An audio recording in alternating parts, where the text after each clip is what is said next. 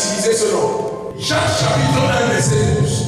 Mais à tous ceux qui l'ont reçu, à ceux qui croient en son nom, elle a donné le pouvoir de devenir enfants de Dieu. Si tu as reçu Jésus dans ton cœur, tu dois savoir que tu fais partie de ceux qui sont appelés, qui sont élus, qui ont la capacité de demander quelque chose au Père en son nom et le Père l'accomplit. Ce nom n'est pas réservé pour les non-croyants. Ce nom n'est pas réservé pour les athées. Non, papa. Ce nom est réservé aux enfants de Dieu. Amen. Si tu es convaincu Yes, papa. que tu es un enfant de Dieu, Yes, papa. ce nom va te répondre. Amen. Quand tu vas l'écouter, il va te répondre. Amen. Et quand je parle d'enfant de Dieu, Yes, papa. je parle de véritable enfant de Dieu. Yes, papa. Je parle de quelqu'un qui a décidé Yes, papa. de marcher véritablement avec Jésus. Amen. Je parle de quelqu'un qui cultive au quotidien Yes, papa. son intimité, Yes, papa. sa proximité Yes, papa. avec Dieu. Yes, sir. Si tu fais partie de cette catégorie, Yes, papa. je parle de quelqu'un qui a renoncé Yes, sir. à ses travers, Yes, papa. à ses mauvaises habitudes, Yes, papa. et qui a décidé de suivre Dieu. Yes, sir. Ce qui crée le doute dans l'esprit de plusieurs chrétiens, c'est parce qu'ils ne savent même pas ce que Jésus est capable de faire. Les promesses de l'Éternel sont mises à part pour ses enfants. Amen. Et la question que je veux que tu te poses, depuis que tu invoques ce nom, il ne te répond pas. Demande-toi si tu es un enfant de Dieu. Pourquoi est-ce que mon attente n'est pas exaucée depuis des années? Pourquoi malgré toutes mes supplications, je n'ai pas encore vu la face du Seigneur? Dieu n'a pas changé, il est le même, hier, aujourd'hui, éternellement. Il ne bouge pas, il est au même endroit. Yes, papa. C'est nous qui bougeons, nous gravitons autour de lui. La question que tu dois te poser, est-ce que je me suis approché, rapproché de Dieu, ou est-ce que je me suis éloigné de Dieu? Si nous sommes là, c'est pour que ce nom se manifeste efficacement dans nos vies chaque fois qu'on l'appelle. Tu dois être capable d'ouvrir ta bouche quand quelqu'un est malade, prophétiser la guérison et la personne guérit. Pourquoi certains reçoivent des témoignages et d'autres pas? Pourquoi certains sont bénis et d'autres pas? Chacun d'entre nous veut quelque chose et nous devons chaque fois nous demander, est-ce que nous sommes qualifiés?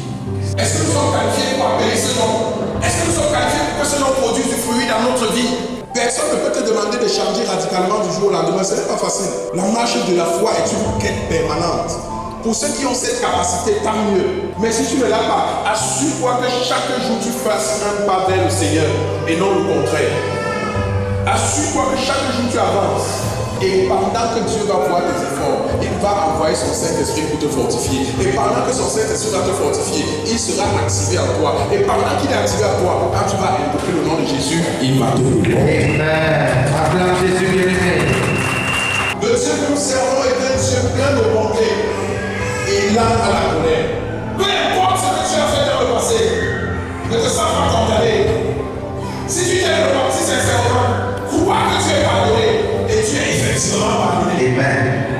Avance sur le nouveau chantier que tu as choisi. Avance sur la nouvelle voie que tu as tracée devant toi.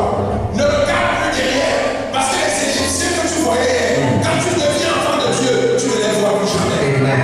Que personne ne se dise ici, c'est pour telle situation, c'est pour telle erreur que j'avais commise, que je suis certainement perdu, que Dieu ne me répond pas, que je me retrouve dans cette situation.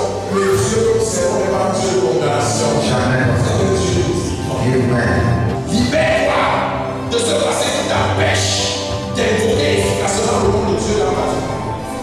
Libère-toi de ce fardeau ou de ces choses que les gens te rappellent, qui te culpabilisent et qui ferment ton cœur à la réception du Saint-Esprit de Dieu. Peu importe, ceux qui t'ont connu hier n'ont peut-être pas connu ta transformation, mais ils auront le temps de la voir s'ils te côtoient. Et quand tu seras réellement transformé, les anges de l'Éternel campent autour de ceux qui le craignent. Amen. Ta transformation, c'est la preuve de ta crainte de Dieu. Ta transformation, c'est la preuve de ton obéissance à Dieu. Amen. Et quand tu commences à obéir à Dieu, la parole de Dieu nous dit, il envoie ses anges qui désormais t'entourent et marchent avec toi. Amen. Quel est le problème qui peut devenir sans solution? Avant que tu le fasses, les anges se sont déjà levés. Avant que le danger ne se pointe, les anges ont déjà écarté. Tu as échappé à plusieurs accidents, tu crois que c'est pas ta propre force. Et nous devons marcher avec cette conscience. Je veux que quelqu'un prenne conscience. Et que le nom de Jésus, c'est notre foi. La parole de Dieu est